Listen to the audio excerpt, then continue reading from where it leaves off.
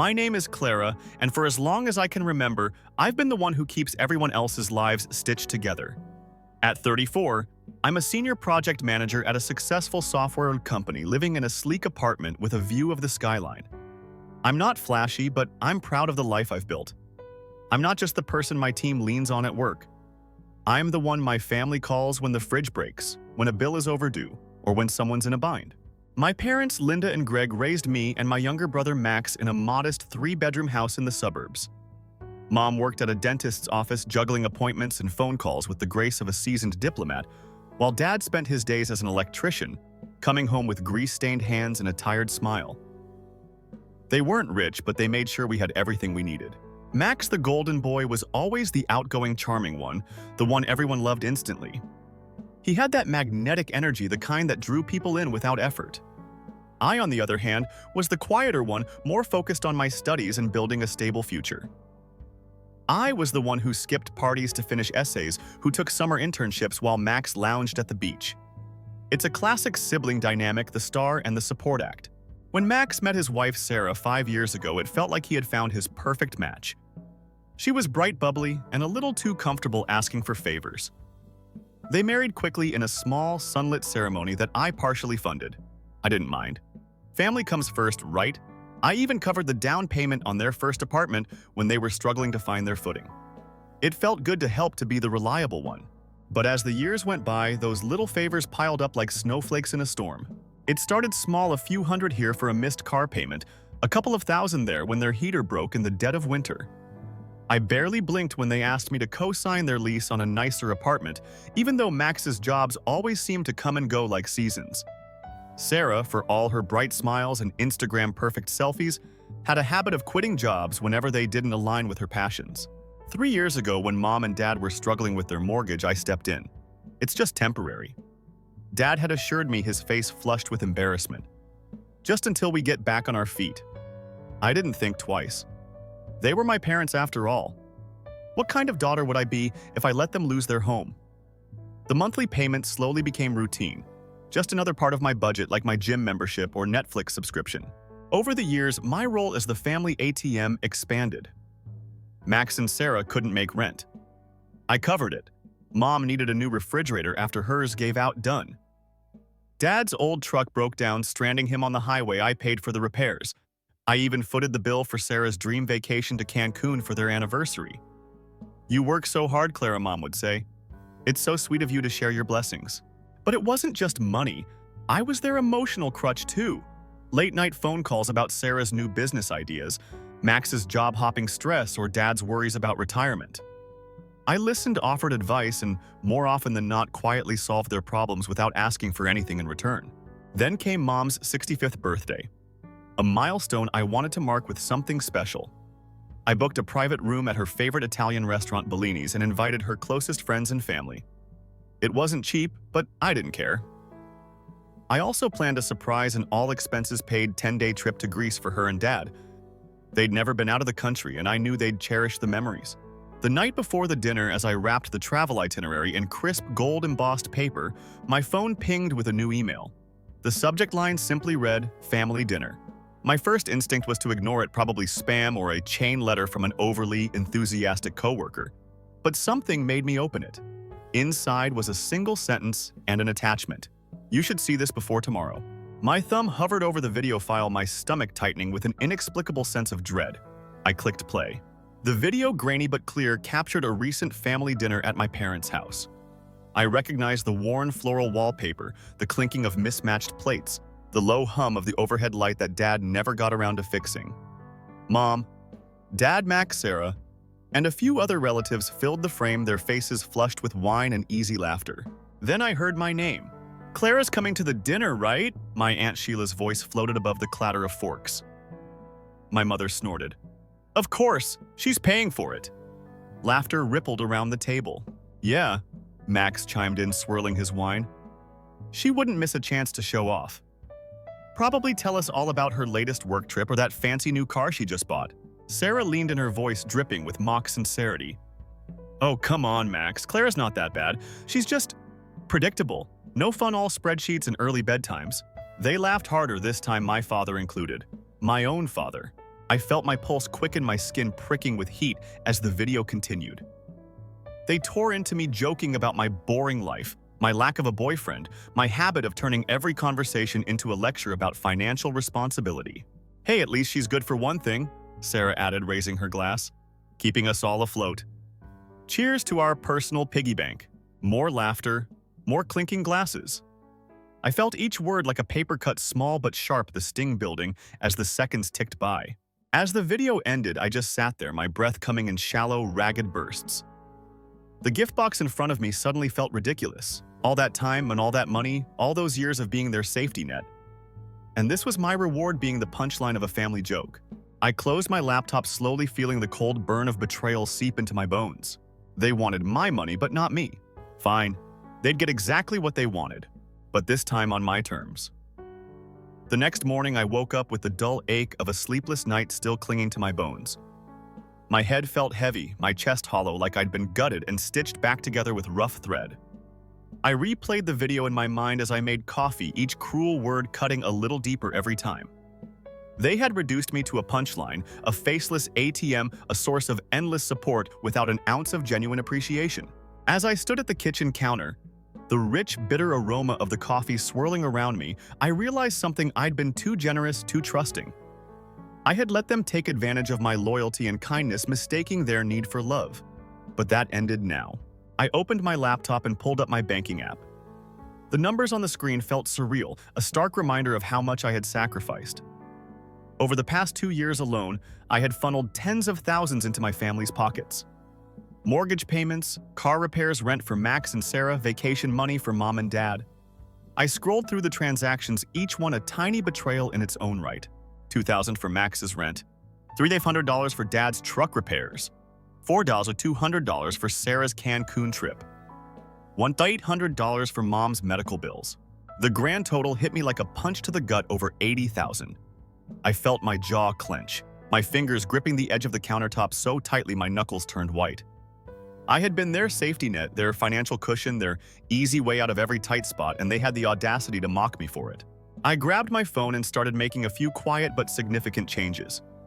First, I canceled every single recurring payment linked to my parents' mortgage and Max's rent. Then I revoked the automatic transfers for their car insurance and health plans. Finally, I called my financial advisor to adjust my trust, ensuring that not a cent of my estate would ever reach their hands without my explicit consent. I closed my laptop, the sudden silence of my apartment amplifying my heartbeat. I felt lighter, freer, as if I had finally cut the invisible threads they had wrapped around me over the years. That night, as I got ready for Mom's birthday dinner, I chose my outfit carefully. I slipped into a sleek black dress, a bit too sharp, too polished for a family gathering, but perfectly suited for what I had planned. I leaned into the mirror, swiping on a deep red lipstick, the color of confidence and quiet rage. Bellini's was buzzing when I arrived. The private dining room I had booked was already filled with the clink of wine glasses and the murmur of casual conversations. I took a moment at the door, watching them through the small frosted window. Mom and Dad were at the head of the table, laughing over some shared joke. Max and Sarah were cozied up together, her manicured hand resting lightly on his shoulder as they whispered to each other. The sight made my stomach twist, but I forced myself to step through the door. "Clara." Mom's face lit up as I entered, her voice dripping with fake warmth. She swept me into a tight hug, the scent of her floral perfume cloying in my nostrils. "You're finally here." I hugged her back, my smile brittle but wide. "Happy birthday, Mom." The room erupted into polite applause as I moved to my seat, the weight of their eyes on me like a spotlight. They had no idea what was coming. As the night wore on, I barely participated in the conversations swirling around me. I nodded at the right moments, forced a chuckle when Max cracked a joke, and even clinked glasses with Sarah when she gushed about their upcoming anniversary. But inside, my mind was miles away, mapping out every step of the plan I had quietly set into motion. When the time came for toasts, Mom rose to her feet, holding her glass high. To my wonderful daughter Clara, she said, her eyes shining with faux pride. "Always so generous, so thoughtful. Thank you for making this evening possible."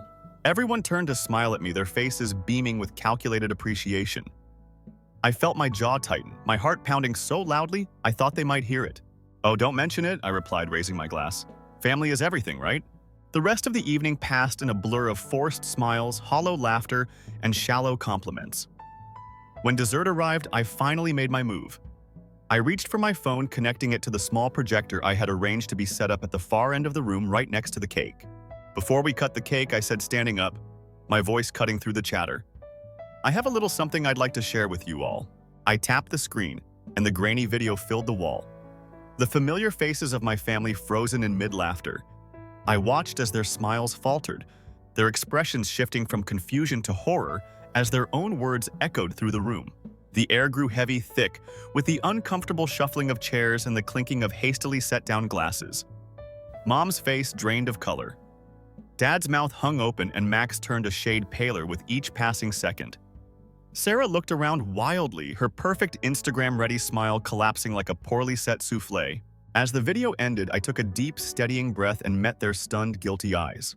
"Happy birthday, Mom," I said, setting my empty glass down with a soft, deliberate clink. "I hope you enjoy the party." And with that, I turned on my heel, my stiletto heels clicking sharply against the polished floor as I walked out. My head held high, my heart finally free. I left Bellini's with my pulse still racing, the crisp night air biting at my exposed skin.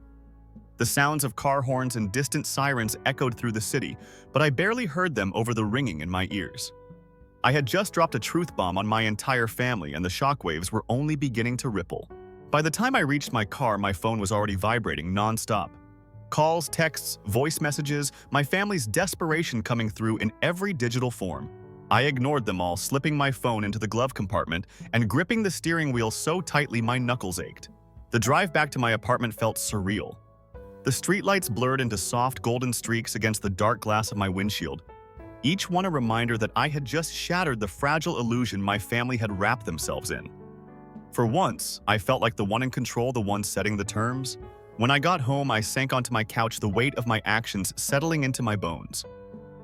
The apartment was silent, the hum of my refrigerator the only sound cutting through the thick stillness. I leaned back, my eyes tracing the clean lines of my meticulously arranged shelves and neatly stacked books. Everything here was a reflection of my choices, my hard work, my sacrifices, and I had just reclaimed it. The next morning, I woke to find over 100 missed calls and twice as many text messages. My family had clearly realized the full impact of what I had done. I scrolled through the messages, each one a variation of the same frantic plea. "Mom? Clara, please call me. This is all a misunderstanding." "Dad? You overreacted. We need to talk." "Max? How could you do this to your own family, Sarah? You ruined everything. You have no idea what you've done." I felt a small, bitter smile tug at the corner of my lips. For once, they were the ones panicking, scrambling to pick up the pieces of a life they had so carelessly built on my back. I tossed my phone aside, letting it clatter against the marble countertop. I had no interest in their excuses or manipulations. I had spent too many years bending over backward for them, letting their needs eclipse my own. Not anymore. The next few days passed in a surreal blur. I went to work focused on my projects and ignored the persistent buzz of my phone. I even treated myself to a new handbag I had been eyeing for months, a small, quiet celebration of my newfound freedom. But my family predictably wasn't willing to let me go without a fight. On the fourth day, as I was returning home from a long, productive meeting, I found my brother Max waiting for me in the lobby of my building. He looked different. Tired. His usually confident, cocky demeanor had been replaced with a nervous energy, his eyes darting around the polished marble floors like a cornered animal. "Clara," he called out as I stepped off the elevator. His voice strained a little too loud for the quiet lobby. "We need to talk." I paused, the elevator doors sliding shut behind me with a soft whoosh. I considered walking past him, brushing him off as easily as he had once brushed off my calls for help with family finances. But something in his eyes gave me pause. I folded my arms across my chest, leaning back against the cool metal railing. "Go ahead." Max hesitated, his hand rubbing the back of his neck, a nervous habit he had developed in childhood. "Look, I know you're mad, but this whole thing has been blown out of proportion. Mom and Dad are freaking out. They think you're cutting them off for good." I raised an eyebrow, my pulse steady, my face a mask of calm. "That's because I am." His eyes widened, the color draining from his face. "What? No, you can't just—" "Clara, come on, you know they rely on you. We all do." I felt a small, bitter laugh bubble up in my throat, but I swallowed it down, letting the silence stretch between us until he started to squirm. "You mean you rely on me?" I corrected, my voice cool, each word cutting like glass. "You've all been using me for years, Max, and I let you." That's on me. But it stops now. He took a step closer, his hands outstretched in a pleading gesture. Clara, please! Sarah's pregnant. We can't afford the apartment without your help. We've got a baby on the way. Don't punish the kid for our mistakes. My heart twinged a small involuntary flicker of the old Clara, the one who would have buckled under the weight of his words, who would have written a check without hesitation, who would have sacrificed her own comfort for the sake of family. But that Clara was gone. I straightened my shoulders, pulling back my chin, lifting just a fraction. Then you'd better start making better choices, I said, my tone as sharp and cold as the steel doors behind me. Because I'm done being your safety net. I turned on my heel, my heels clicking sharply against the polished floor as I walked away, leaving Max standing alone, his face a twisted mix of anger and disbelief. When I reached my apartment, I felt an unexpected wave of peace wash over me. The kind of calm that comes not from the absence of chaos, but from the decision to no longer let it define you. I closed the door behind me, leaning back against the cool, solid wood. For the first time in years, I felt truly, completely free. In the days that followed my confrontation with Max, my family's attempts to reach me grew more frantic. My phone buzzed relentlessly, the notifications stacking up like bricks in a crumbling wall. At first, I ignored them, letting the messages pile up, my resolve hardening with each passing day. But curiosity got the better of me one morning as I sipped my coffee, the city's gray light filtering through my kitchen blinds. I scrolled through the messages, each one a snapshot of their unraveling lives. Mom. Clara, this has gone too far. You're being dramatic. Family comes first. Dad, you can't just abandon us like this. You're our daughter. Max, seriously. Clara. After everything we've done for you, Sarah, you're heartless. We're family. Families don't just walk away. I felt a bitter laugh rise in my throat. After everything they'd done for me. The nerve. I had been the one holding them together, the quiet, reliable force behind their every comfort and convenience. And now that I had withdrawn that support, their worlds were crumbling. I set my coffee down, the ceramic clinking sharply against the granite countertop. I could have ignored them forever, but a part of me needed closure. I needed to say the things I had swallowed for years, to release the words that had lodged like sharp stones in my throat. I took a deep breath, letting my fingers hover over the keyboard before I began typing. I'm not abandoning anyone. I'm just refusing to be used. If you all can't handle that, then maybe it's time to reevaluate who really abandoned whom. I hit send, the tiny whoosh of the message leaving my phone sounding like a gunshot in the quiet of my apartment.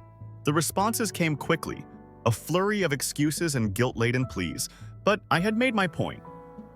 I had drawn my line in the sand, and I had no intention of stepping back over it. That weekend, I took myself out for a long, meandering walk through the city. I wandered through bustling markets, browsed art galleries, and treated myself to a decadent lunch at a small French bistro I had always been too busy to try. I felt light, unburdened, like I had finally shrugged off the invisible weight I had carried for so long.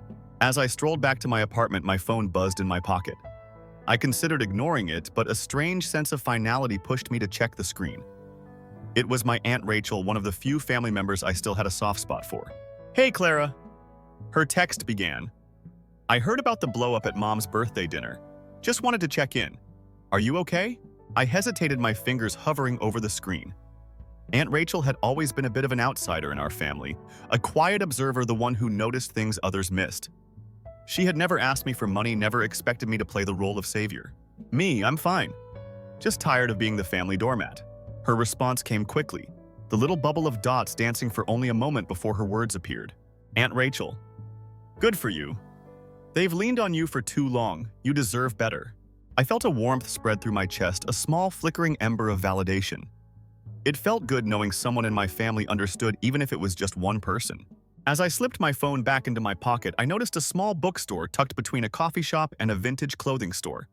I pushed open the door, the soft jingle of the bell above my head, cutting through the musty, comforting scent of old paper and polished wood. I wandered the narrow aisles, running my fingers over the cracked spines of well-loved novels, the words whispering to me from between the pages. I found a small, leather-bound journal near the back of the store, its pages thick and slightly yellowed, perfect for the kind of reflection I suddenly felt the urge to pour out. I took it to the counter, the older man behind the register giving me a warm, knowing smile as he rang me up. Writing a new chapter, he asked, his eyes twinkling behind thick glasses. I returned his smile, the weight of the journal solid in my hands. Something like that. As I walked back to my apartment, the journal tucked securely under my arm, I felt a strange, exhilarating sense of freedom. I had spent so much of my life supporting others holding up their dreams while letting mine gather dust on the shelves. No more. That night I opened the journal to its first blank page, the soft lamplight casting warm shadows across my living room. I pressed my pen to the paper, the ink flowing smoothly, my thoughts spilling out in sharp, precise lines. They say family is forever, but forever shouldn't mean being taken for granted. I'm choosing myself for once and it feels damn good. I wrote for hours, my pen racing across the pages as the words poured out of me, years of suppressed anger and quiet resentment, finally finding their voice. I wrote about the nights I had spent worrying over their bills, the sacrifices I had made to keep them comfortable, the hollow gratitude they had offered in return. By the time I set my pen down, my hand was cramped, my fingers stained with dark blue ink, but my heart felt lighter than it had in years. I closed the journal, the leather cover cool and smooth beneath my palm. I leaned back, staring at the ceiling, the silence of my apartment wrapping around me like a comforting blanket. For the first time in years, I felt like my life was truly my own. A week passed, 7 days of blissful silence, the kind that felt like a fresh coat of paint over a cracked wall. My family's frantic texts had slowed to a trickle, their calls to nothing but the occasional missed buzz. They had finally realized I wasn't coming back. On Friday evening, as I returned from a long day at the office, I found a plain, unmarked envelope in my mailbox. No return address, just my name in familiar looping handwriting. Mom's. I hesitated, my fingers trembling slightly as I tore the flap open. Inside was a neatly folded sheet of thick ivory paper. I leaned against the wall of my building's lobby, the cold tile pressing against my back as I unfolded the letter. Clara. I don't know where to start. I never thought it would come to this. We're a family and families don't abandon each other. I know you're hurt and I understand why, but this silent treatment is tearing us apart. Your father hasn't been sleeping and Max is a mess. Sarah is beside herself, worried about the baby. This isn't who you are, Clara. You're better than this. You always have been. Please just come home. Let's talk this out. We can fix this. We're your family. We love you. Love, Mom. I felt a small, bitter laugh escape my lips. They love me. The same family that had mocked me behind my back reduced me to a walking wallet and dismissed my achievements as nothing more than convenient financial support. I felt the old anger flare up hot and consuming, but this time I forced it down. I refolded the letter, shoving it into my purse as I stepped into the elevator, the doors sliding shut with a soft whoosh. I watched my reflection in the polished metal, my face calm, my eyes steady. I wasn't the same Clara they had grown comfortable using. That Clara had burned with the paper-thin lies they had built their lives on. Once inside my apartment, I poured myself a glass of wine, the deep red liquid swirling in the glass like liquid resolve. I pulled out my journal, the leather cover cool and reassuring beneath my fingertips. I flipped to a fresh page, the smooth paper crackling softly as I pressed my pen down. They say family is forever, but forever shouldn't come with strings attached. I've spent too long bending, breaking, and bleeding for people who wouldn't lift a finger for me if our roles were reversed. They want me back because they need me, not because they love me. I'm done being their lifeline. I'm done being their safety net. I'm done. I set my pen down, my fingers stained with ink, my chest feeling lighter, my mind clearer than it had in years. I closed the journal, my heartbeat slowing to a calm, steady rhythm. I took a long sip of my wine, the rich, bitter taste grounding me. I leaned back into my couch, the leather cool against my bare arms, the city lights casting soft, shifting shadows across my living room walls. For the first time in a long while, I felt truly alone. But instead of fear or loneliness, I felt something else, relief. A few days later, Aunt Rachel called.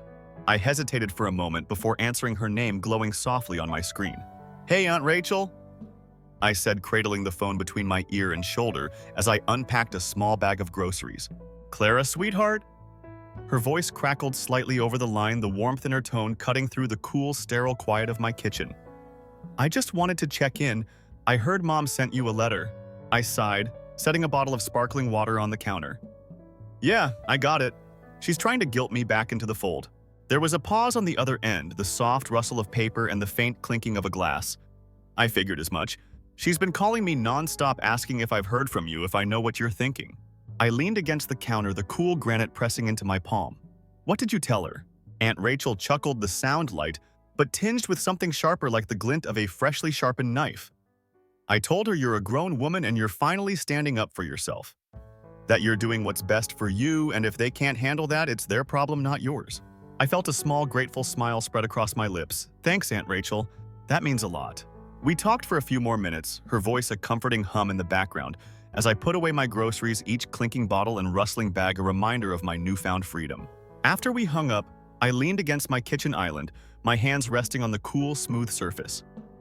I let my mind wander, the weight of my family's expectations finally slipping from my shoulders like a heavy, ill-fitting coat. I had spent so long trying to prove my worth to them, trying to be the perfect daughter, sister, and financial savior. But no more. I was done proving myself to people who had already made up their minds about me. I took a deep breath, the air filling my lungs, my chest expanding with the promise of new beginnings. As the sun dipped below the skyline, casting my apartment in a warm golden glow, I felt the faint stirrings of something I hadn't felt in years. Hope. 2 months slipped by, the kind of quiet, steady passage of time that feels like a slow exhale after years of holding your breath. I had settled into a new routine, my days filled with work hobbies I had neglected, and the peaceful, liberating solitude of a life lived on my own terms. I took up hiking, trading the crowded streets of the city for the crisp, pine-scented trails of the nearby mountains. I joined a local art class, the kind where paint splatters and half-finished canvases fill the air with the quiet chaos of creation. I even started learning to cook, my tiny kitchen coming alive with the clatter of pots and the rich, smoky aroma of sautéed garlic and onions. And through it all, my family's silence remained a steady, comforting hum in the background. They had finally given up their calls and messages, dwindling to nothing more than an occasional half-hearted text. Even Mom's guilt-laden letters had stopped arriving, the steady drip of her passive-aggressive pleas drying up, as if she had finally accepted the reality of my absence. Then, one rainy afternoon, as I sat by my living room window, the gray light casting soft shadows on my polished floors, my phone buzzed. I glanced at the screen, my heart skipping a beat when I saw the name. Max? For a moment, I considered ignoring it, letting the call fade into the digital ether like so many others. But something made me press the green button, lifting the phone to my ear as the sound of his voice crackled through the line. Clara. His voice was thinner than I remembered, tinged with a nervousness I hadn't heard since we were kids. Hey, I just wanted to talk. I leaned back against the couch, pulling a soft knitted blanket over my lap. About what? There was a long, awkward pause, the faint sound of his breathing filling the silence. I wanted to say I'm sorry for everything. I felt my heart give a small, involuntary lurch, the old, deeply ingrained reflex to comfort and forgive kicking in for a brief, painful moment. But I held my ground, my voice cool and steady as I replied. Sorry for what, exactly? He hesitated, the line crackling with his uncertainty. For taking you for granted. For using you. For treating you like a bank instead of a sister. I closed my eyes, the words settling over me like a gentle, unfamiliar warmth. I had waited years to hear those words, to feel the weight of their acknowledgement, but now that they had finally arrived, I found myself strangely unmoved. Why now? I asked, my voice sharp, cutting through the fragile moment like a blade. He exhaled, the sound heavy and weary. Because we're struggling, Clara. Really struggling. Sarah's pregnancy has been rough. We had to downsize to a smaller apartment, and I've been working 2 jobs just to keep us afloat. I guess I finally understand what it's like to feel taken advantage of. I felt a small, bitter smile curl at the corner of my lips. Irony had a way of circling back, sharp and unforgiving like the edge of a well-honed knife. I'm sorry to hear that, I said, my tone carefully neutral. But I'm not your safety net anymore, Max. You're going to have to figure this out on your own. There was a long, heavy silence on the other end, the weight of my words settling between us like a stone dropped into a still pond. I get it, he finally whispered, his voice small and defeated. I miss my sister.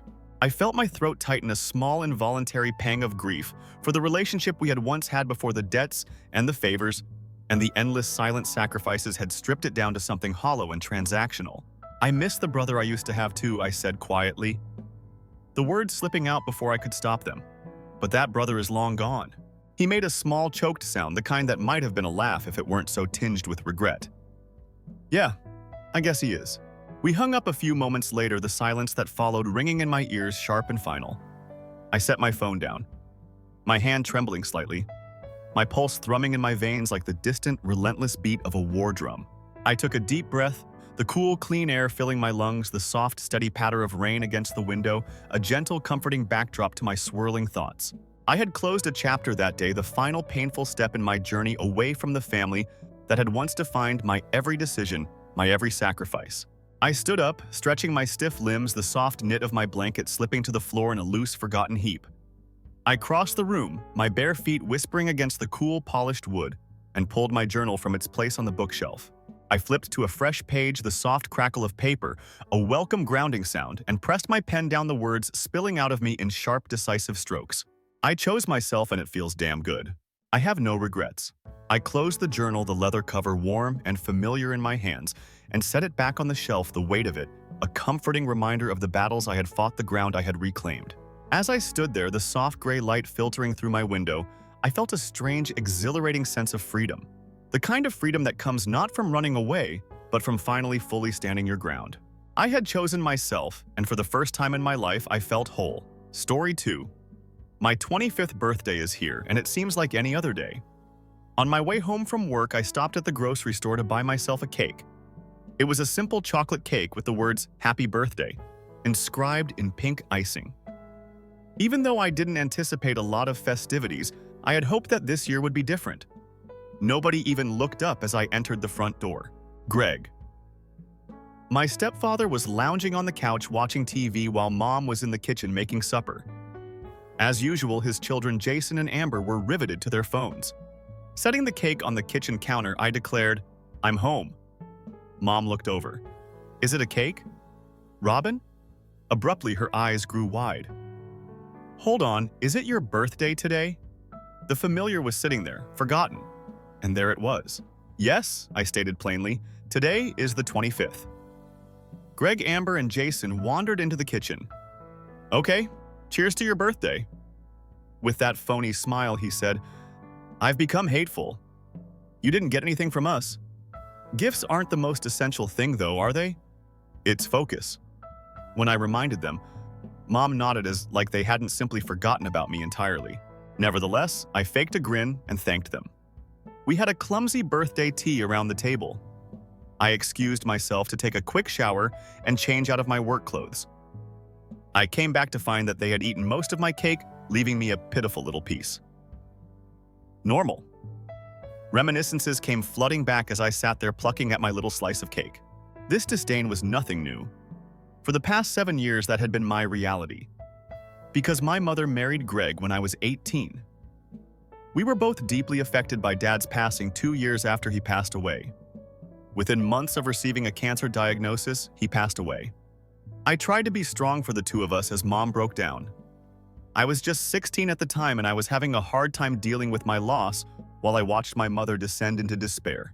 In fact, I felt relieved when she met Greg at work a year later. I felt satisfied when he brought back her grin. In my mind, the timeline is flawless. When they were married, I was 18 and I had already left for college in another state. I didn't realize how differently they regarded me at the time. I only went home on vacations, and when I did, I was usually hanging out with my high school pals rather than at home.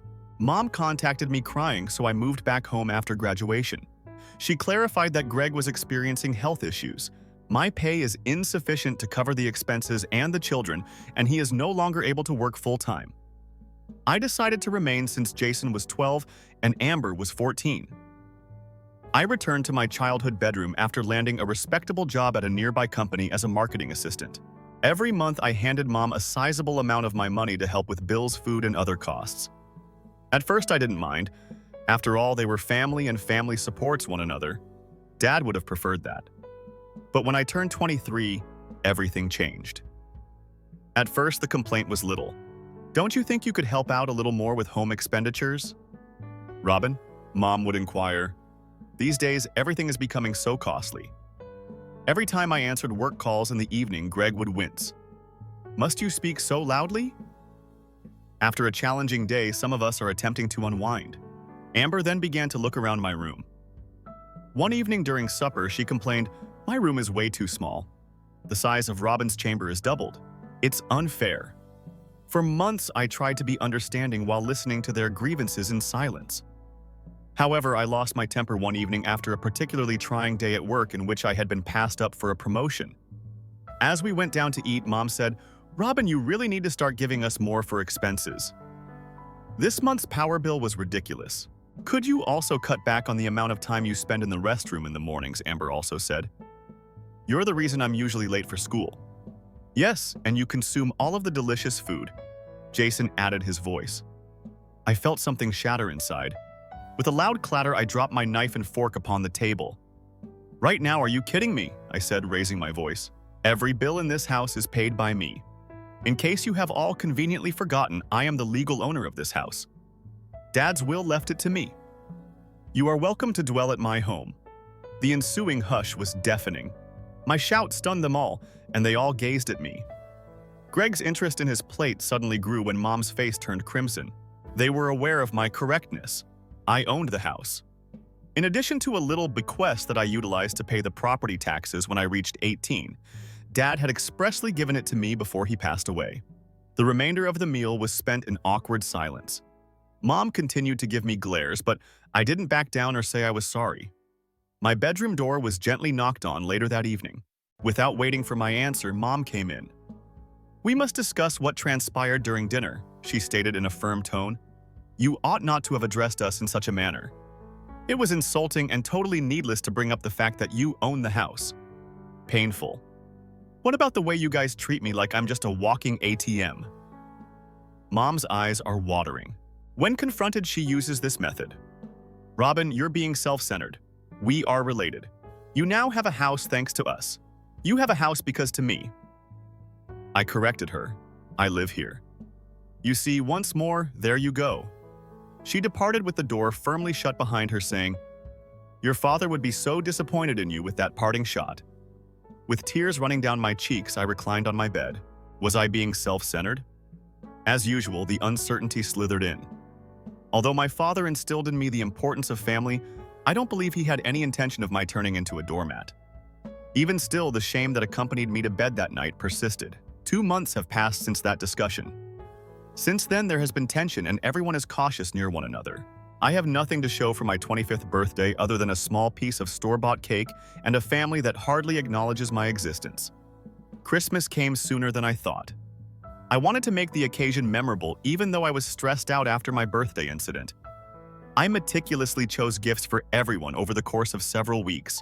A high-end scarf for Mom, Greg's collection of fine whiskey, Jason's newest video game, and Amber's pricey perfume. In addition, I gave Mom additional cash for the holidays. Mom said last week that we would be spending Christmas at home. Just a little family get-together. She seemed to be reminding me of my alleged selfishness by emphasizing family. I carefully wrapped every gift in the hopes that it might heal our differences. I'm a fool. The aroma of Mom's cinnamon pastries filled the home when Christmas morning dawned. It briefly reminded me of the days before Greg and his children came in and before Dad passed away. Prior to me being the family's ATM. They opened my gifts, and I watched. Greg lifted his eyebrows gratefully at the whiskey, and Mom appeared quite delighted with her scarf. Even Amber managed a grudging thank you for the perfume, and Jason ripped into the game's wrapper right away. Then my mother gave me a little shoddy-wrapped box. She added, "This is from all of us." There was a simple gray sweater inside still wearing its sale tag. I recognized it from Target's clearance rack, where it was discounted from $24.99. I made an effort to grin. Thank you. For Christmas dinner, we sat around the dining table. With a feast, Mom had gone above and beyond, stuffing turkey mashed potatoes and 3 sides of vegetables. The formal china, which was saved for important events, was gone. Mom cleared her throat after we completed the main meal. I must make an announcement. She proudly smiled at Greg as she grabbed for his hand. Greg is back to work full-time after a full recovery. In addition to it, he was promoted. He will receive a substantial pay raise as the new regional manager. Everyone cheered and applauded. A sense of relief swept over me. At last, I could reduce the amount of money I gave them. I might be able to start saving for that European vacation. I had been having dreams about it. Mom turned to face me, her expression unreadable, and went on. It's time for some adjustments around here, we've decided. We believe it would be better if you moved out because we are no longer in need of your financial support. I almost choked. What? As if she hadn't just dropped a bombshell? Mom went on, Amber will be taking your room. She needs more room as she gets older. Amber enthusiastically clapped her hands. I've chosen fresh paint colors already. Contemplating a lavender motif? I gaped at them in disbelief. Let me clarify. For the past 3 years, I have been providing for your entire home by purchasing your food and paying your expenses. And you're throwing me out now that you don't need my money. Robin, it's not like that. You are now 25. Isn't it time you got a home of your own? The majority of people your age no longer reside with their parents. The majority of people my age do not provide for their parents and step-siblings financially. Amber laughed and I shouted back, "You may still purchase food and pay our bills if you'd like. We will not refuse free money." Except for me, everyone at the table laughed. Without saying another word, my cheeks burned with shame and rage. I slammed the door behind me as I headed to my room. As they continued their Christmas party downstairs, I laid in bed and listened. The floor echoed with their laughing. As I lay there, each blast like a dagger twisting in my chest. The last 3 years' worth of memories came flooding back to me like a depressing movie reel. When I couldn't afford the trip and the expenses for that month, I missed a friend's destination wedding. I declined the promotion as it would have entailed moving. Since Mom was constantly requesting a little extra, I couldn't justify getting a new car, so I continued to drive my dad's old Honda, which had 200,000 miles on it. My birthday is this month. My birthdays, my God. Birthdays that had been ignored or barely recognized over the previous 7 years suddenly came flooding back. The moment my mother brought me dish towels. Greg sent a $5 gift card to a coffee establishment that year. Amber and Jason didn't even recognize me on my birthday.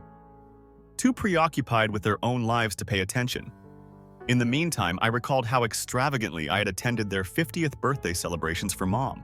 For Amber's 16th birthday, I planned a surprise celebration and bought her the watch she had been coveting for months. Last year, I made a significant contribution to the extravagant celebration that Greg and Mom organized for Jason's birthday. I gave him the game system he requested. Like a pressure cooker, the wrath grew within of me. All of them had taken advantage of me, and they were throwing me out like yesterday's garbage now that Greg got this promotion. They appear to have overlooked one important point, though. I lived here. When Dad passed away, he gave it to me. He was aware of my deep affection for this location. With the window seat in my bedroom where I used to spend hours reading and the creaking third step, he ensured that I would always have a place to call home, and now they sought to rob me of that as well. My melancholy was quickly turning into a calculating, icy rage. They were in for another surprise if they believed they could push me about. I had changed from the innocent 18-year-old who was yearning for her mother's praise and would stop at nothing to maintain harmony in the household. I sat up after wiping away my tears. It was enough. I've spent too much time being a doormat. It was time for me to assert myself. Actually, get up. Not only short-lived tantrums followed by complacency and remorse, I took out my laptop and began reading up on tenant rights, eviction procedures, and property laws. Despite the fact that we lacked a written leasing agreement, it was time for me to act like the legitimate owner of this mansion. I made my choice as midnight drew near and the noise of the festivities finally subsided. They want my departure. All right. However, they would also be leaving. I had had enough of sharing this place with people who didn't value me. The following morning, I had a clear plan and got up early. There was silence in the house. After their Christmas feast, everyone was still asleep. Dad used to store his tools in the garage, so I slipped down there after putting on some clothing. I discovered a strong wooden stake there. I went back to my room and took out a piece of thick cardboard, the sort that comes with brand new dress shirts, from my closet. I carefully wrote "for sale" in large, strong letters with a red marker. I then filled a bag with necessities like clothing and toiletries. I had previously located a vacant motel in the area. It wasn't luxurious, but it was clean and reasonably priced for a few days as I considered my options. I sneaked out the front door, attached my improvised "for sale" sign, and drove the stake into our front grass. It was challenging because the ground was partially frozen, but I was strengthened by my will. When it was safe, I took a step back to inspect it. Seeing those words for some reason made my choice seem true. Without turning around, I got into my car and drove off, and the majority of the guests had departed after Christmas, so the hotel was quiet. After checking in and carrying my suitcase to the room, I finally took a deep breath. I sat on the bed and reflected on what I had just done while turning on the TV for background noise. My phone blew up 3 hours later. The calls came first. Greg, Mom, and even Amber. Then came the flood of text messages. "Why is this sign on our yard?" Robin, it was Mom's first text. Give us a call back right now, Greg demanded. Until the count hit 20, I chose to disregard them all. Missed phone calls. I then wrote a single concise message. I own the house. I'm fed up with the way you all handle me. I made the decision to sell it and purchase a flat close to my place of employment. You ought to begin your search for a new residence. Right now, I don't want to see any of you. Mom's reaction was instantaneous. This cannot be done to us. We also call this place home. What are we meant to do? Then you are being avaricious and unkind, following everything that we have done for you. That made me chuckle out and I shut off my phone. I needed time to me free from their manipulation, guilt, and trips. There was an odd limbo during the week between Christmas and New Year's. I continued to stay at the motel, disregarding the increasing volume of missed messages and calls. I located a short-term rental apartment on January 2nd and transferred my few possessions there. The next thing I did was call a lawyer. I located property law expert Thomas Harrington and made an appointment for a consultation. After I recounted my circumstances, he remarked, "You inherited the house from your father when you were 18. Right, indeed. In addition, I utilized a little sum of money to cover my property taxes. He took notes while nodding. And you've been making a substantial contribution to home expenditures and paying the utilities since he returned at the age of 22. Indeed, around 70% of total household expenses. Additionally, you and your mother never had a formal renting agreement. No, nothing is documented." Thomas reclined in his seat. "Legally speaking, Miss Coleman, you have a solid case. The property is all yours. Without a lease, you have been paying your utilities and taxes. In a sense, your mother and her family are visitors in your house. That I may request that they go, of course. We can draft an eviction notice that will give them a fair amount of time to leave. In situations like these, 2 weeks is typical. We can engage the police if they don't cooperate." I felt a wave of relief. Come on, let's do it. That day, we wrote the notice of eviction. It was a direct and official donation. Mom and Greg have only 14 days to leave the property. To make sure they couldn't say they never got it, Thomas recommended sending it via certified mail. Mom called 3 days later. I nearly didn't respond, but I felt compelled to. With a strained voice, she said, "We need to talk." I consented to meet on neutral territory, a cafe downtown. Mom and Greg were already sitting at a corner table when I got there. Mom had crimson rims around her eyes. Greg seemed uneasy. This eviction cannot be taken seriously. When I sat down, Mom said, "I mean it." With tears in her eyes, she added, "But we have nowhere to go. You can't locate a place and move in 2 weeks. Before ordering me to vacate my own home on Christmas Day, you ought to have given it some consideration." Calmly, I answered. Greg bent over. "Look, we were angry, Robin. Things were stated that weren't appropriate. You are free to return home. We will no longer even request funds for the bills." I gave a headshake. "For that, it is too late. You expressed your emotions clearly." Mom broke down in tears. "You're being so mean now. Following all I've done for you, including raising and taking care of you, I'll bring you before the judge. I'll sue you for all of the expenses I incurred when you were a college student." I had expected this. I've already spoken to my lawyer about it. "I'll countersue you for 7 years' worth of rent payments for residing in my home if you sue me for all of your debts. In our neighborhood, the average monthly rent is $1,800. It's more than $150,000. Tell me, please." Her face was devoid of color. Without saying another word, she snatched up her bag and hurried out. As I paid the bill and made my way to my car with Greg right behind me, I came to the realization that this was no longer about winning or losing. It was about defending myself and realizing my value. I'd let them take advantage of me for far too long, making me feel like the selfish one for setting limits. The following 2 weeks flew by. I devoted my evenings to researching local real estate valuations and house renovations while I put myself into my profession during the day. I wanted to receive the most money for the house if I ever decided to sell it. On the day of the eviction, my attorney Thomas proposed that he come to the residence with me, in case it became difficult. I concurred. "Thank you for your support." At precisely 10 in the morning, we drew up to the curb. There was a moving truck in the driveway, partially loaded with boxes and furniture. Jason. Mom, Greg, and Amber were all outside loading their things. They froze when they saw my automobile. Anger solidified into a mask on Mom's face. Greg wrapped her shoulders in his arm. Jason and Amber gave me blatantly hateful looks. As we got closer, Thomas replied, "Good morning. Our goal is to make sure the eviction goes forward as mandated by law." "We are leaving," Greg replied sharply. "The legal muscle is not required. Until we find a solution, we have been renting an apartment across town on a month-to-month basis." I gave a nod. "I'll be in my car waiting. Tell me when you're finished, please." I turned to go.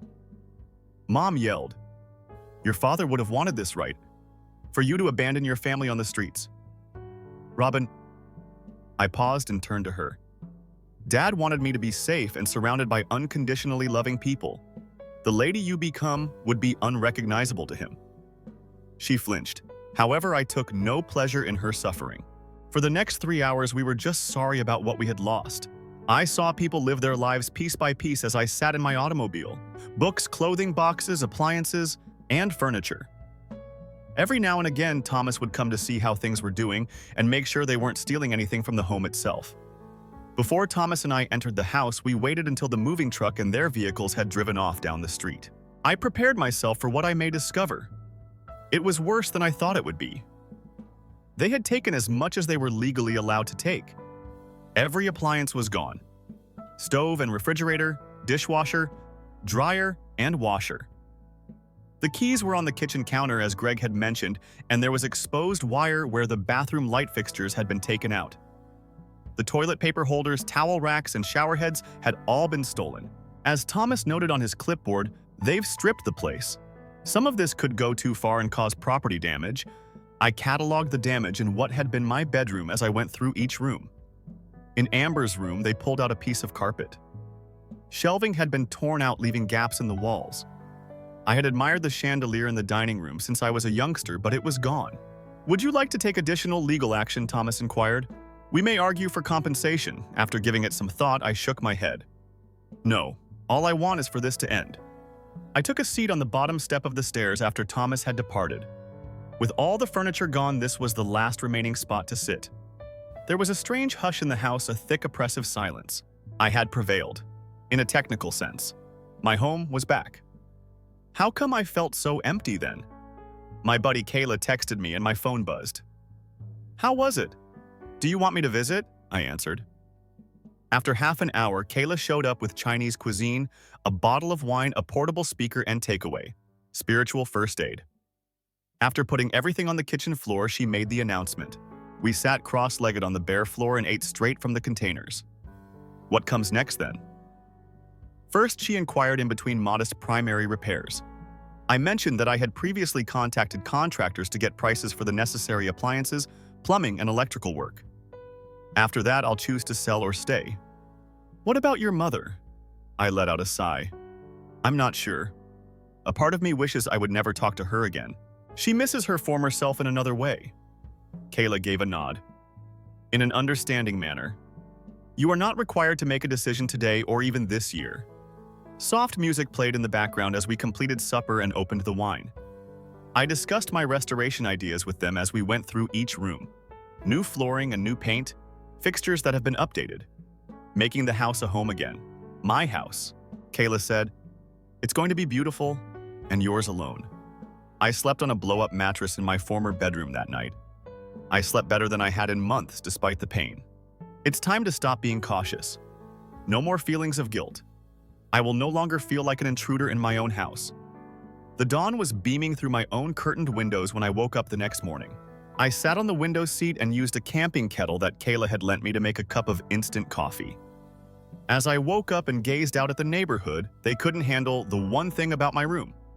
For the first time in a long time, I felt anything. I hoped for myself as well as the house. I poured myself into remodeling over the following few weeks. After Mealy appliances arrived, electricians fitted ceiling fans and light fixtures and plumbers repaired the bathroom fittings. I selected the paint colors, flooring, cabinet hardware samples, and other elements that would reclaim this space as mine. I kept the for sale sign up on the yard to remind people that this was my decision, not because I was in a rush to sell. Right now, if I wanted to, I could sell. If I wanted to, I could remain. I made the choice alone for once. Mom made one call. I left it on voicemail at this period. Her message started Robin. She spoke in a tiny, unsure voice. "You are missed. Would you please let us talk? I didn't answer the phone, but I did send the message. I might be prepared to reestablish that relationship at some point. Not yet, though. As spring dawned and brought fresh life to the garden that Dad had loved so much, I had to first rebuild myself.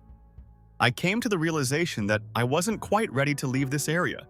These walls housed far too many memories, both priceless and heartbreaking. I removed the for sale sign and replaced it with flowers. Story 3. I almost dropped my phone in horror when I saw my mother's name flash over the screen. Her calls were as seldom as eclipses of the sun. In the last 5 years, exactly twice.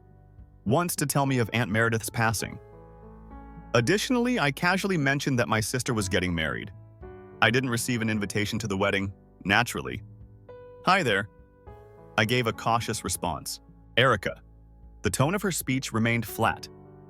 I recalled. This weekend, your sister Vanessa and her spouse will be in town. They would want you to join them for supper on Friday at 6 o'clock. She hung up after that. I gazed at my mobile device. Even at 30, I still feel like the unwanted kid. I had the option to decline. Most likely should have. However, a part of me that still yearned for their acceptance consented to leave. Friday came sooner than I had hoped.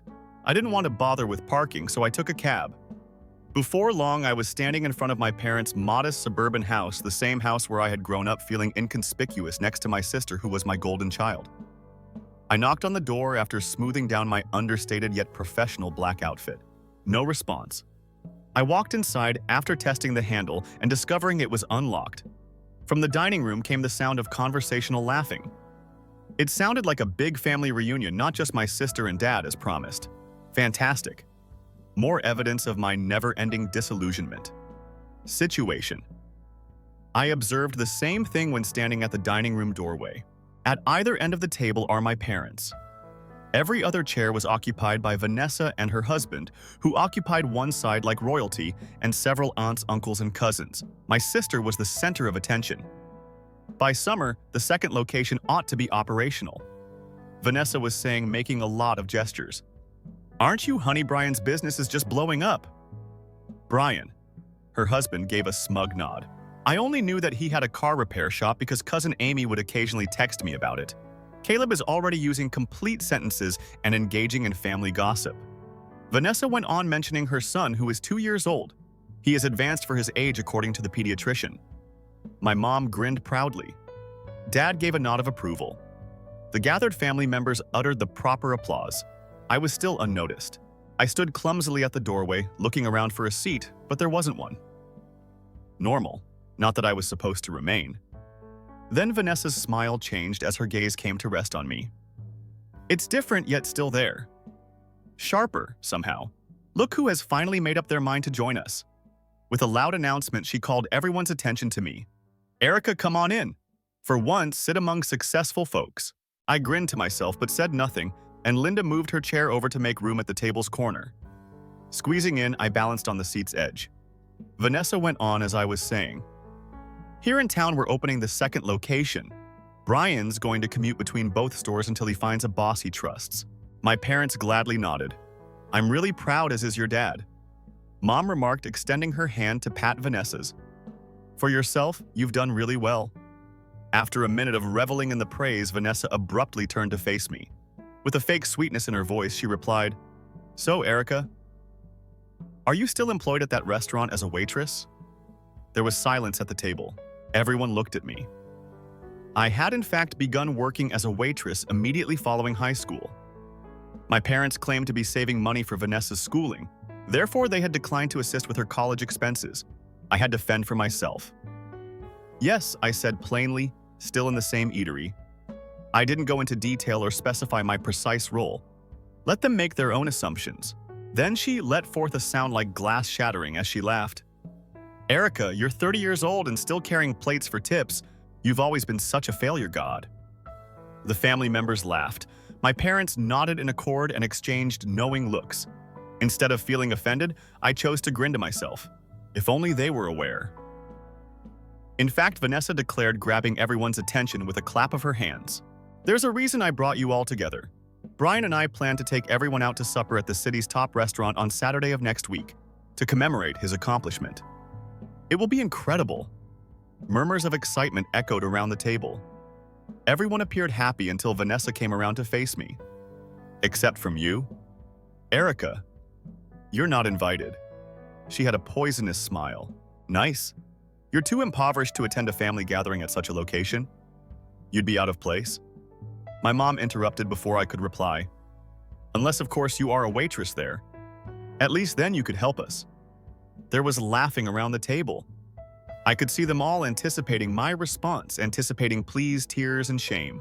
Rather, I wiped my mouth with a tissue, finished the meal on my plate quietly, and remarked, I would insist you all enjoy yourselves. If they hadn't been my family, their sad expressions would have been hilarious. When it became evident that I would not give them the breakdown of emotions they had hoped for. They didn't care about me for long. The topic of the forthcoming dinner came up again. What they would order and which restaurant they would visit. Where would people sit? I slipped away from the table, grabbed my purse, and called a cab. Nobody saw me go. Nobody bid farewell. I was dropped off at my building, a posh high-rise in the heart of downtown, by the taxi. As I made my way through the marble lobby to the private elevator that took me straight to my penthouse apartment, the doorman called out to me by name. I couldn't help but laugh at the irony as I poured myself a glass of pricey wine and kicked off my shoes. I was still viewed by my family as the unfortunate waitress. The failure of the family. They were unaware of my transformation. I kept thinking about the beginning of it all. I began working part-time at a seedy downtown cafe when I was 16. I had to do it not because I wanted to. I need new jeans, Mom. There are holes in these. One day after school, I begged. She was assisting Vanessa with her science project and hardly looked up. Erica, stop being so demanding. Every time you desire new clothing, we can't afford to buy them for you. While I was still using a flip phone from 3 years ago, Vanessa had the newest iPhone and her closet was overflowing with brand new clothes. So I got the cafe job. The pay was terrible, the hours long, but it meant freedom. I stopped asking my parents for anything. Bought my own clothes, my own phone, my own life. I remember overhearing my mother at a family dinner when I was 17. Erica will probably be a waitress all her life, she told E.T. Linda, she's not bright or gifted like Vanessa at 18. After high school graduation, the ultimate blow came. We can't help with your college fees. My father declared we're saving for Vanessa's schooling. She has enormous promise. That night, I packed my belongings and fled home. I landed a job at a restaurant in the city center. Not prominent, but they recruited everyone willing to work hard. I moved into a tiny apartment with 2 other waiters, Maria and Jen. We barely made ends meet, but at least I was spared from my family's relentless comparisons. I'd see images on social media of Vanessa visiting beach resorts with my parents, or skiing in Colorado, or exploring Europe. Then came the happy announcement of her attending college, the education my parents couldn't afford for me but somehow managed for her. I ignored their ideas and concentrated on my work. Despite having a fantastic downtown position, Bellini's was having financial difficulties. The design was out of date, the cuisine was average, and the service was patchy. However, I never grumbled, studied everything I could, and showed up every day. I paid for my own restaurant management classes at the community college, 1 class at a time during my free time. Marketing techniques. Personnel, management, engineering, menus, and restaurant financing. After working at Bellini's for 2 years, I saw that things were becoming worse. Weekly decline in clientele, increased worker turnover, and food waste. I saw Robert Dawson, the proprietor, sitting by himself with a drink of whiskey one evening after closure, looking at spreadsheets. Mr. Dawson, is everything all right? As I was cleaning tables, I inquired. He let out a deep sigh. Not at all. Erica is considering rebranding or selling. It's dying here. After hesitating, I plucked up the confidence. Rebranding isn't going to help. He jerked his head up. Please pardon me. I'm sorry, but that's reality. Neither the name nor the logo are the issue. The idea itself is the problem. I thought he would become irate, but instead he pointed to the chair opposite from him. Give me additional details. So I did. I clarified that our chef only created 3 of the 20 previous additions on our menu, which was too long. How then we didn't have the quality to support the costs, despite our best efforts to appear upscale? How our short hours were causing us to entirely miss the lunch crowd. What would you do differently? He inquired about his interest in genuinely concentrating on our strengths. Reduce the menu to a total of 15 items, the ones that people genuinely place orders for. Establish tiers of pricing, provide reasonably priced lunch alternatives and high-end supper options, and launch a delivery service for those who work late in the nearby office buildings. Robert gazed at me. Where did you find out about all of this? For 2 years, I saw this firm lose money while taking management classes at the community college. His laughter was one of astonishment rather than derision. Erica, what is your age? 22. Slowly, Robert nodded. How would you feel about managing Bellini's new restaurant? Assist me in putting these modifications into effect. I need someone who is knowledgeable about this industry's theory and reality. Someone who sees issues and solutions rather than just grievances. After 2 weeks, I had a tiny office of my own and the daunting task of turning a failing restaurant around. It was both thrilling and terrifying. I oversaw a small renovation that gave the establishment a more modern feel while working 18-hour days redesigning menus, retraining employees, and setting up new procedures. Without being fashionable, Bellamy's headlines went out the door 6 months later. Throughout lunch and dinner, our delivery service was operating continuously. We would increase revenue by 45% while reducing expenses by 30%. We added a second store across town and a third in the financial district within 2 years. Because we had nearly perfected our plan, we were successful right away. Robert invited me to supper on my 24th birthday. Not at one of our eateries, but at the city's most upscale establishment. For you, I have a suggestion. After we placed our purchase, he remarked, I want to make you a partner. 30% of all of our group's restaurants, both present and prospective. My drink almost suffocated me. That is overly giving. It isn't giving, it's business. 3 thriving restaurants have been created out of one failed one by you. Before someone else snatches you away, I would be foolish if I didn't lock you in as a companion. Everything changed that night. I was no longer only a worker. I was a proprietor. After that, we quickly grew, adding 2 additional sites in less than a year. By the time I turned 26, I purchased my condo in a penthouse. I established my own investing portfolio by the time I was 28. Even while my family still believed that I was carrying dishes for tips, I now, at the age of 30, managed 8 prosperous restaurants with more than 200 staff members. A notification rang on my phone, bringing me back to the present. Our reservation manager at the original Balinese site, Melissa, sent out a message confirming a large group reservation for next Saturday at 7 p.m. Vanessa Cooper is her name. After looking at the message for a while, I started chuckling. For her large family gathering, my sister had picked my restaurant out of all the ones in the city.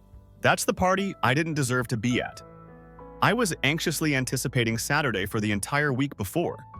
I experienced an odd mixture of exhilaration and dread whenever I imagined my family entering my business without realizing it was mine. During our weekly management meeting, Robert observed that I was preoccupied. Is everything all right? When everyone else had left the meeting room, he inquired, You don't seem right today. Over the years, Robert had become into more than just a business associate. He was my buddy, my mentor, and the closest thing I had to family these days.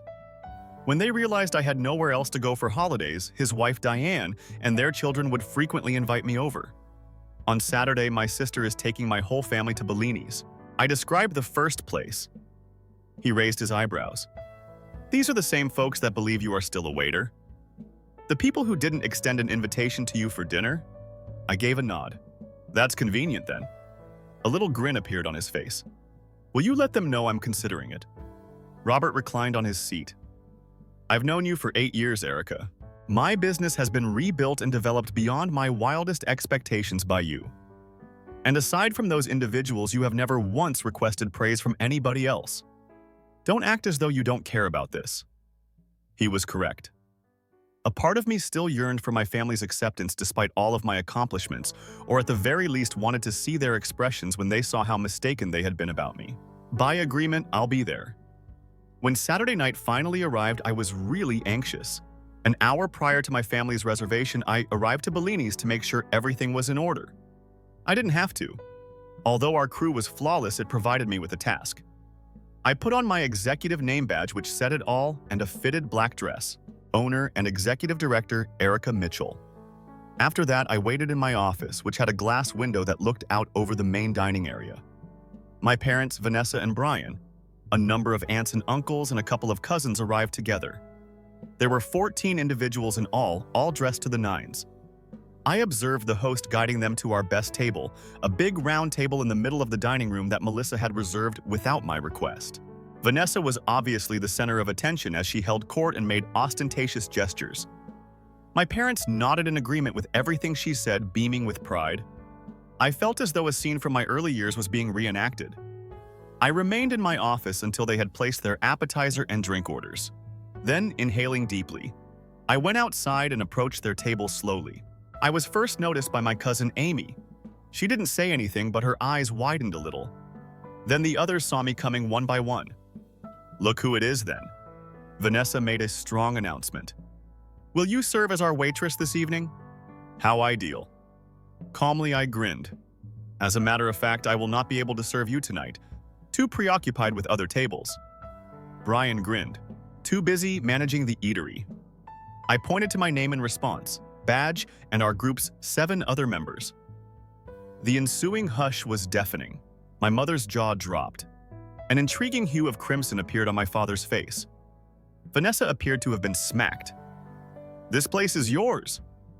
At last, my dad was able to inquire. I checked with Robert Dawson Cohen. "It's been 6 years since we became partners. However, you claim to still be employed at the same eatery." It was uttered accusingly by my mother. "I am. I simply did not state my role." I gave a shrug. "You didn't inquire." The first person to get well was Linda, who had seated me at the family supper. "This is amazing, Erica. The eatery is stunning. You must be really proud."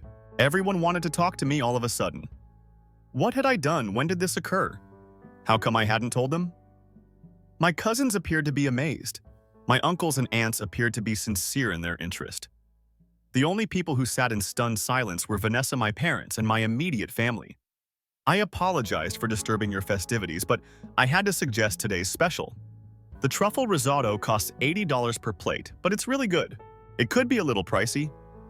As I say this, I look straight at Vanessa, repeating what she said about me being too poor to go. Anger and embarrassment caused her face to flush. Her audience had abandoned her. Everyone's focus was now on me. I'd better go back to work. I said, "Have fun this evening." I went back to my office and shut the door. I could see the mess I had left behind through the glass. All of my family members were speaking at once.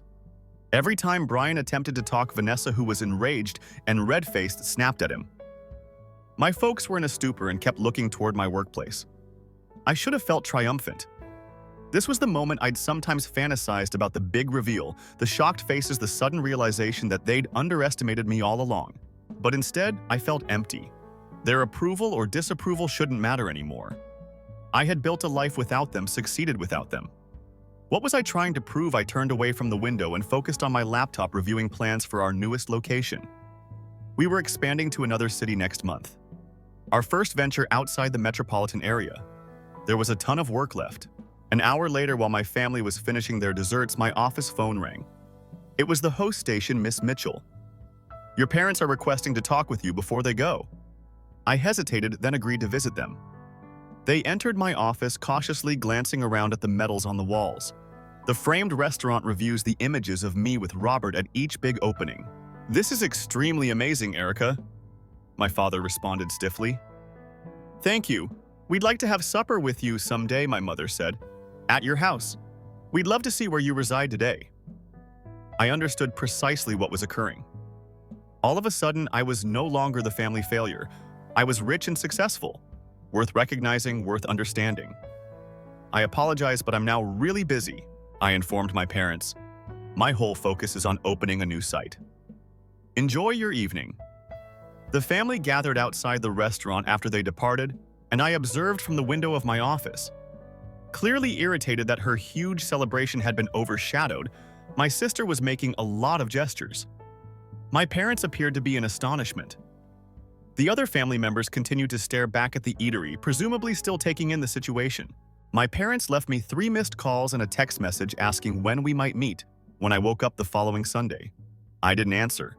My mother left a voicemail and 5 more calls on Monday recommending lunch at whatever place you choose, sweetie. On Tuesday, my father expressed his pride and desire to re-enter my life. By Wednesday, cousins were receiving calls from aunts and uncles. Amy texted that she was so impressed by my achievement that everyone was talking about me. Linda also phoned to tell that she had always had faith in me. An easy way to change the past. I was going through applications for a new chef post on Thursday morning. An unknown number called on my phone. I replied, Erica Mitchell, against my better judgment. It's Brian, Erica, the husband of your sister. That was not what was expected. Brian, what can I do for you? Let me get straight to the point. My vehicle repair company is growing, as you are aware. Regarding the financing, the bank is being challenging. As a family investment, I was hoping you may be open to lending us $50,000. I almost burst out laughing. Why would I do that too? He responded, well, we're family, as though that clarified everything, and for Vanessa, it would mean a lot. Since Saturday night, she has been agitated. The sibling she had spent years rejecting as useless probably destroyed her moment of fame. Brian, good luck with the bank, but I'm not interested in investing in your company. Erica, hurry up. Now you have money. Would not harm you in order to assist your sister. That's the same sister that publicly referred to me as a loser and said that I couldn't afford to go to her dinner. That sister. A pause occurred. That was not her intention. Vanessa gets, Regretfully, I was aware that I had grown up and adolescence knowing precisely how Vanessa became entitled, harsh, and always supported by our parents. No, I would say. Never call again. I ended the call. Vanessa herself phoned less than an hour later. You are a self-centered jerk. Without a preface, she spit. Your refusal to assist Brian is your method of retaliating for your long-standing jealousy of me. Vanessa, I'm not envious of you. I wasn't? So why don't you give us the loan? Obviously you can afford it. All you want is for us to suffer. I inhaled deeply. This family neglected me for years. Years being told I wasn't worthy, intelligent, or good enough. You suddenly recall that I exist now that you have what you desire. There was a long stillness. Fine, she eventually said. Be that manner. Everyone is discussing how having money has made you cruel and aloof. Your belief that you are too wonderful for your family. Right now, the twisted logic nearly made me laugh. Vanessa, goodbye. After that, I blocked her number right away. The following weeks were filled with work. We hired important personnel, completed the designs for the new site, and adjusted our menu to suit the new market. Robert and I worried about 1,000 details for long days, meetings, and longer nights. My family persisted in their efforts to make amends. My office received flowers. My mother's voicemails were filled with tears. I received an email from my father recalling my childhood achievements which he had never recognized before. I paid them all no attention. As we went over the design ideas for the new site one evening, Robert stated, you could just have one meeting with them and be done with it. I raised my eyes from my computer. Why would I do that? Because it's distracting you, and they won't quit. He was not mistaken. Thoughts of my family kept creeping in even though I tried my hardest to concentrate only on our growth. Recollections of previous slights. Fantasies of telling them precisely what I believed, envisioned discussions where they apologized after years of disrespect and favoritism. What would I even say to them? Robert shrugged. The reality that you don't need them in your life and that you created it without them. Right now, or that you'd like a relationship but on different conditions. Closure could help you move on in either case. Perhaps I admitted, but not just yet. There is too much work for us to do, and we did. The new site was our largest project to date. We were building a gourmet event venue with private dining rooms, cooking lessons, and a rooftop bar in addition to a restaurant. It was big, costly, and just the challenge I needed. On the day we completed the lease, Robert and his wife Diane took me out to celebrate. To fresh beginnings, Diane toasted lifting her glass, and to the greatest business partner Robert could have found. Robert said, I still find it hard to believe you pitched me that restaurant makeover at the age of 22. I've never made a better choice than to listen to you. I said thank you with a warmth that was unrelated to the wine, for putting your faith in me, for having faith in me when others did not. Diane gripped my hand as she stretched across the table. That is the role of true family. Erica, they believe in you, they support you, They appreciate your triumphs instead of becoming frightened by them. Her comments touched home. The folks at this table, Robert Diane, our restaurant managers, our cooks, even our regular customers had showed me more support and respect than my biological family ever had. They were my true family, right now. I saw that they were all grinning as I looked around. I understood that neither my sister nor my parents needed to be reconciled. Their late interest in my life and their praise were unnecessary.